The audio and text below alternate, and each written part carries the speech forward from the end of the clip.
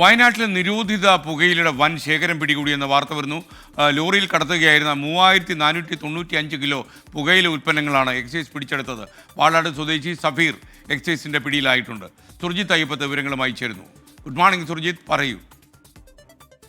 ഇന്ന് പുലർച്ചെയാണ് ലഹരി വസ്തുക്കളുടെ വേട്ട നടന്നത്.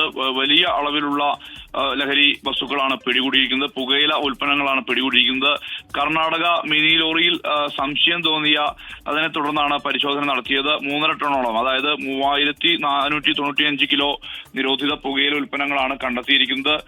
മുൻ കഞ്ചാവ് കേസിലെ പ്രതിയായിട്ടുള്ള മാനന്തവാടി വാളാട് സ്വദേശിയായിട്ടുള്ള സഫീറിനെയാണ് പിടികൂടിയിരിക്കുന്നത്. ഇയാളാണ് വാഹനം ഓടിച്ചു വന്നിരുന്നത്. കർണാടക ഭാഗത്ത് നിന്ന് കേരളത്തിലേക്ക് വരികയായിരുന്നു. കാലിത്തീറ്റ എന്നുള്ള രീതിയിലാണ് ഇത് കടത്തിയിരുന്നത്. അതായത് ബിയറിന്റെ വേസ്റ്റ് ആണ്, അത് കാലിത്തീറ്റയ്ക്കായി ഉപയോഗിക്കുന്നതാണ്. ആ തരത്തിൽ കൊണ്ടുവന്ന ആ ചാക്കുകൾ, അതായത് ഈ കാലിത്തീറ്റയുടെ ചാക്കുകൾ മുകളിലിടുകയും താഴെ ഈ മറച്ചുവെച്ച നിലയിലായിരുന്നു ഈ പുകയില ഉൽപ്പന്നങ്ങൾ.